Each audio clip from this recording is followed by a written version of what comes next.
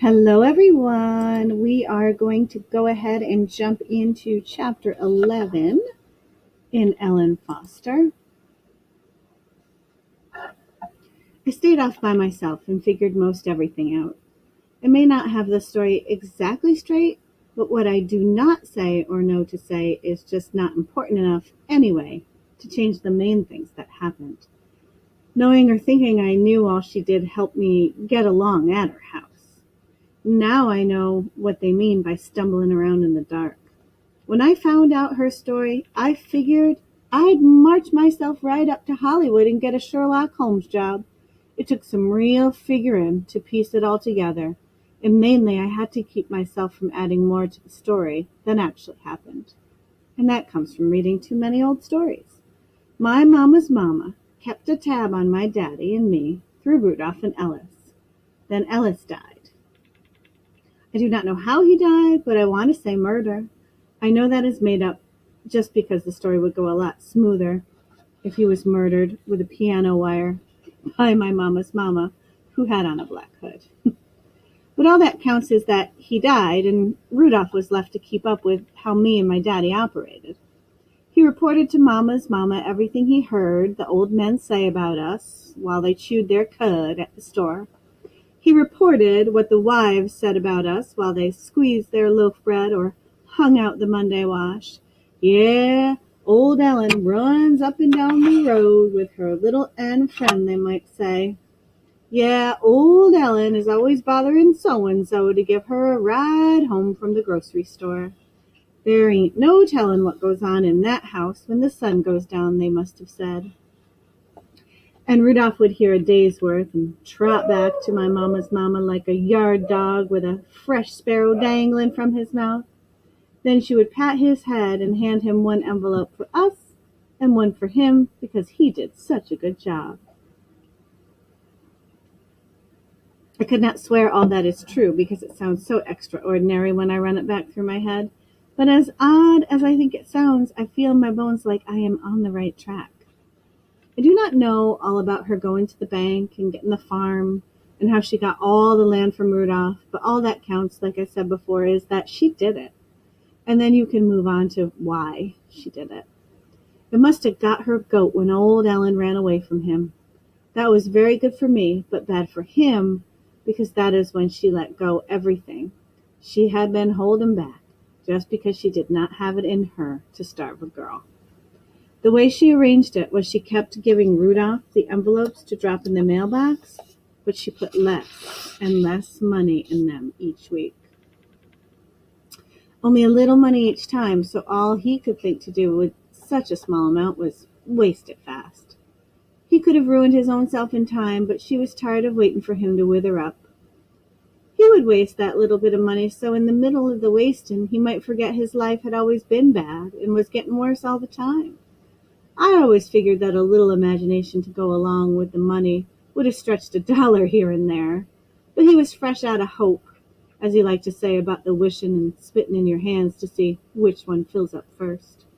He was weak as water, I have heard more than one person say about him, and that is just what you do not need to be if you have dealings with my mama's mama.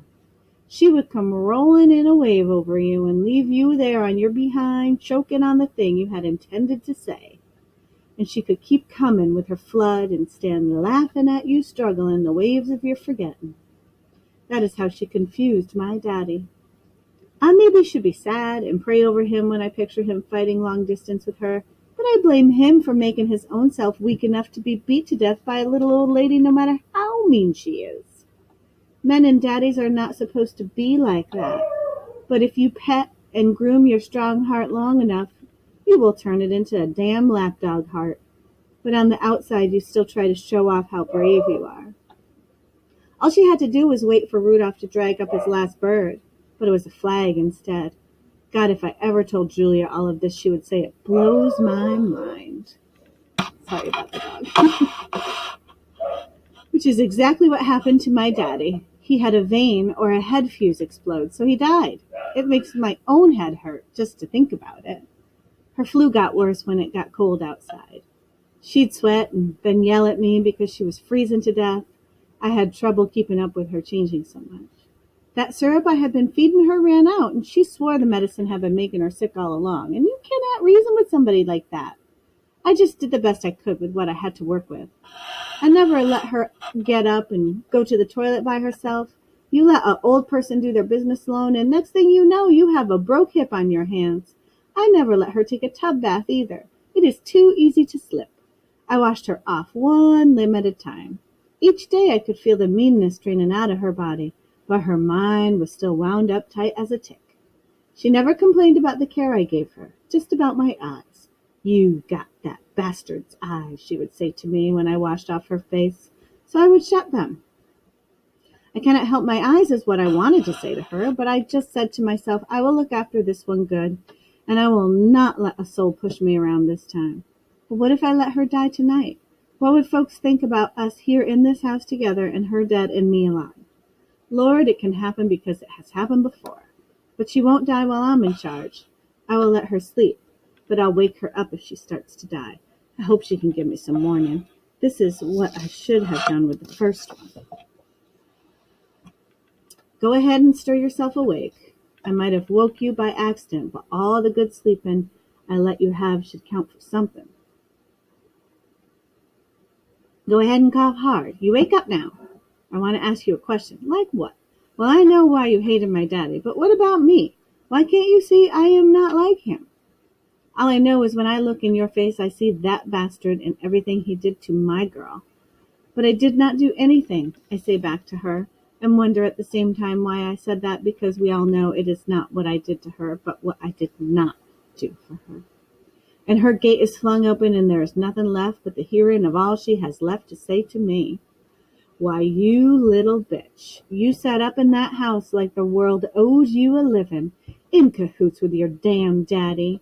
I know all that went on. You laid up all in that house with your daddy's buddies.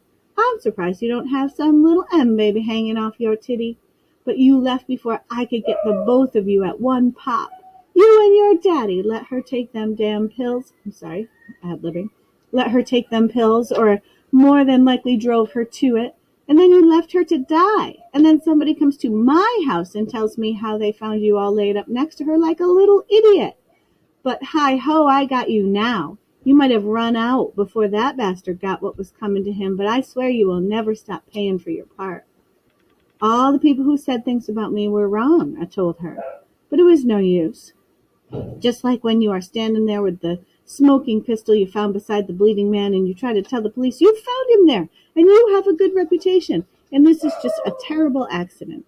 So I decided to spend the rest of my life making up for it. Whatever it was, whatever I decided one day I actually did. One day, if I ever sorted the good from the bad and the memories of what I wish was true. You just remember you are mine now, she said, and she eased back down on her bed and slept. And while she slept, I read by the window or watched her bed until it was an ocean, and the blankets were waves I had never seen except in my head. And I thought of how far I am from the water rolling, but I am here with an old woman breathing at the same time with her. I could wake her up and ask, have you ever been to the ocean? But I already know the answer. She has not. You can tell. It would humble you, I whispered to her, sleeping, if you for one time stood by something stronger than yourself. And while she sleeps, I think this would be a perfect time for her to die. I sit by the window and fan the curtains back and forth to keep some air moving on her. She sleeps better cool. I fan those curtains that are heavy and figured like an oil picture. They weigh, I know, more than my own skinny self. I know much more than the sheets my mama sewed for curtains. She would hang them over the windows and look at them sad, like she wished they were out of a book of, or these that do not let in much light. My mama's mama sleeps most of the time. All she says clear for me to understand is you best take better care of me than you did of your mama. And each time she says that I promise loud I will, so we might not hear the other one who says, kill her. But I did not kill her, just like I did not kill my mama or my daddy. She died in spite of me. I tried to make her keep breathing, and when she stopped, I blew air in her like I should have. She did not live. But at least I did not slip into a dream beside her. I just stood by the bed and looked at her dead, with her face pleasant. Now to trick Jesus. I said to her, the score is 2-1 now. I might have my mama's soul to worry over, but you've got my daddy's and your own. The score is 2-1, but I win. I stood over her, hoping she was the last dead person I knew for a while. All right, everyone. That was chapter 11 in Ellen Foster by Kate Gibbons. Sorry about the dogs again. It happens.